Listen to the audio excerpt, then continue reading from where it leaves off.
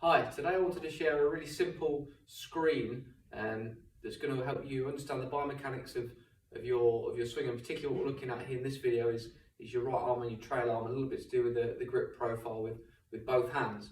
So this is critical for a number of things in the swing, which are where the club sets at this point. So the club can set, or what we call the plane of the swing, can be either below the right forearm, on the right forearm, or above it, or obviously there's variations in between as well. But they're your three key checkpoints. It's going to influence the kind of hinge type, or the hand, or the direction that your hand works in the swing.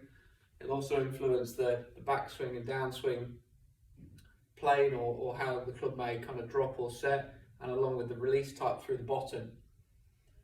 So what we've found is that players often have mismatching grips. Now, if you've got a mismatch grip in terms of where the hands are placed on the club relative to what your body or your biomechanics suggest that you should do, or that would work optimally for you, then you're going to compromise in terms of distance, accuracy, and you're always going to be fighting that element of your swing. So let's show you the screen now. So all you need to do is just lean forward in your golf posture, which you can find by just letting your fingertips sit at the top of your kneecaps here. Then you clap your hands together in a praying position. Just have your right hand slightly lower on the grip as you would do in the normal swing. Then from here, keeping your shoulders as still as possible, let your arms swing to the right for a right-handed golfer, and let the right elbow, or this trail elbow, fold. And this is then going to indicate what your kind of grip type or this arm position should be. So as you see my arm work back here, this is what we call pretty much side on. So my hand is kind of in this position. Your options are, or the three key ones are, an on top golfer would be like this, where the elbow goes backwards and this hand looks more on top. The side on, which is what I just showed you, what I am. And then an under golfer, which is where the forearm rotates more, the elbow tucks in and the hand starts to face the sky. So if I was an under golfer, that's going to influence the plane in terms of the club should work flatter, almost below my right forearm. And my grip type, this right hand is going to want to sit more under the grip. Side on golfer, that's going to sit pretty, what would be almost kind of very neutral position. And the takeaway then is going to work more in this fashion. So let's demo that with a club. And a great way to practice that would be if you just put your hand on the side of the club in the position that you screened. So there's my side on position. Then that's how I want to work the club back at this point. And then likewise on the way down, that's how my hand wants to be here on my arm position, and then through the bottom of the swing, similarly as well. And then for the on top golfer, which is a bit more like Rory McIlroy, so if you screen to be on top, the elbow goes back here. That's more the position you want at the beginning. That's going to influence the hand position here, so it'll be more on top. The club's going to set more vertically or less flat or around.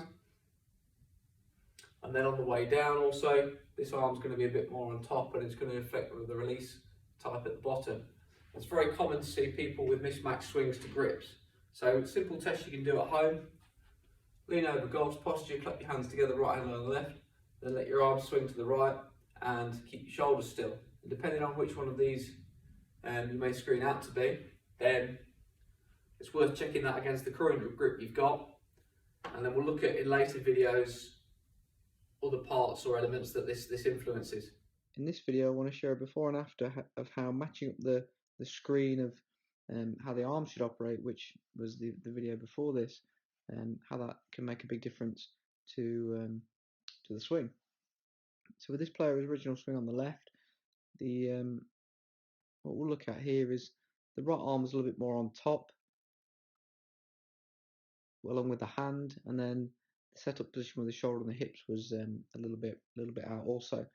And then the concept that he had in the swing was to keep his right arm very much on top of his left here and try and turn a lot. Now, he didn't screen out to be for that movement. It was actually an under position, so his right arm or right forearm would rotate quite a lot, which is the opposite to this one. So this is going to influence how he can move, the power he can generate, and particularly obviously how the club wants to come back into the ball. So the right arm stays on top of the left here, as you can see. Then he tries to turn a lot, turn behind the ball, which he ends up having to try and over rotate. The pressure and the load doesn't quite work as well as it could do through the feet, and then also the knock-on effect of how the body and the spine's positioned at the top of the backswing, as he then tries to turn back into the shot or to start the downswing to actually try and cover the ball.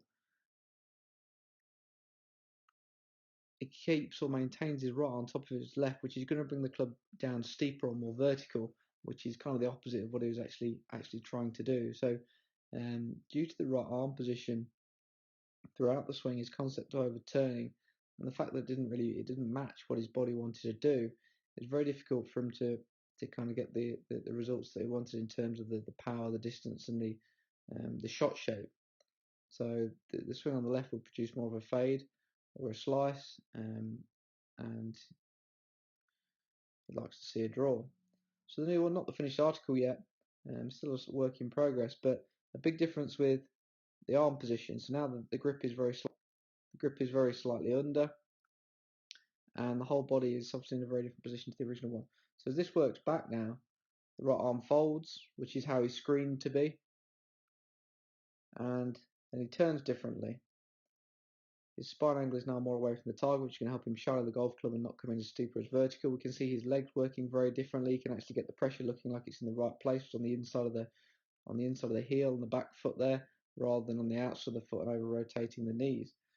So from here, he can move over into the shot, shift pressure forward. The right arm now is underneath the left, which is going to keep the club shallow. Again, the opposite to the original one. Now through the bottom of the swing, this is going to give him the opportunity not to stand up, which allows him to control his wrist angles, deliver more leverage, which is going to deliver more power to the shot, and importantly, he can now get the path out to the right, and he can create the ball flight or the draw that he's looking for, and he can actually access more power with less effort because his body's working more efficiently for his mechanics.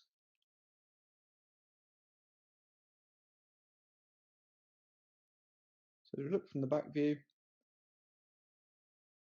again, the right arm too much on top of the left as we work into the backswing there over rotation. Then from here, he's trying to keep the club inside, but with the body action, the right arm on top, we can see the club start to come what we call outside the hand line at this stage, which generally means the delivery is going to be a little bit tricky to match up at the bottom. So again, the new one, as the club works back now, the right arm folds more. This position with the club head at this stage, which is slightly behind the hand line, would actually match up with what his screen does, and this is a much better position, or I prefer this compared to what his old pattern of his swing would do.